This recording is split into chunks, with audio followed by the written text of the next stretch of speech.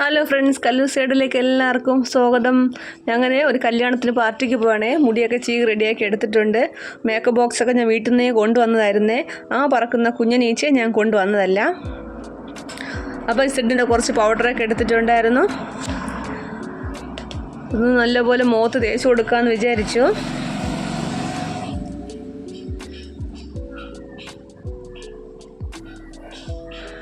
കുറച്ച് കൺമഷിയാവാം.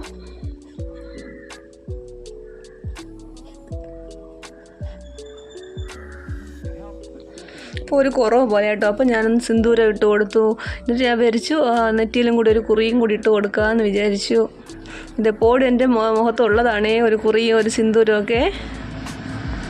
പൗഡർ കൂടുതലിട്ടെങ്കിലും കാര്യമില്ലായിരുന്നു. കണ്ടോ, കറണ്ട് പോയി. അപ്പോഴത്തേക്കും വിയർത്തൊലിക്കാൻ തുടങ്ങി കേട്ടോ. അപ്പോൾ കണ്ണിന് ചുറ്റും എന്തായാലും എനിക്ക് കറുപ്പുണ്ട്. എന്നാലും കുറച്ച് കറുത്ത മഷി കൂടി അടിച്ചു കൊടുക്കാമെന്ന് വിചാരിച്ചു.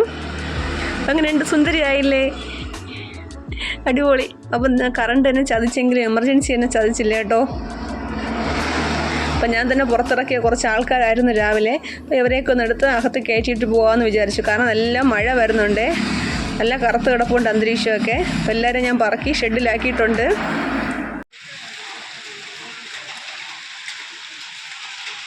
അങ്ങനെ ഒരു മഴയെ കണ്ടിരുന്ന് ഞങ്ങൾ മണ്ഡപത്തിലെത്തിയിട്ടുണ്ട് കേട്ടോ. മണ്ഡപം അടുത്ത് തന്നെയായിരുന്നു, വലിയ തിരക്കൊന്നുമില്ല. ചേട്ടൻ്റെ ഫ്രണ്ടിൻ്റെ അനിയത്തിക്കായിരുന്നു കല്യാണം. അപ്പോൾ നമ്മൾ കുറച്ച് സമയം അവിടെ ഇരുന്നിട്ട് നമ്മൾ കഴിക്കാൻ വേണ്ടി എണീറ്റ് പോയി. അപ്പോൾ നമ്മൾ റൈസും വെജിറ്റബിൾ കറിയും ചപ്പാത്തിയും ഒരു പപ്പടമൊക്കെ ആയിരുന്നു കഴിച്ചത്. അപ്പോൾ ചേട്ടൻ ഐസ്ക്രീം വേണ്ടാന്ന് പറഞ്ഞു. എന്നാൽ എനിക്ക് വേണ്ടി ചേട്ടൻ വാങ്ങി. മഴയാണെങ്കിൽ ഞാൻ അതൊന്നും വകവച്ചില്ല കേട്ടോ, ഞാൻ വാങ്ങി കഴിച്ചായിരുന്നു. അപ്പോൾ ഞാൻ അടുത്ത് വീട്ടിലോട്ട് പോകാനുള്ള പുറപ്പാടാണ്.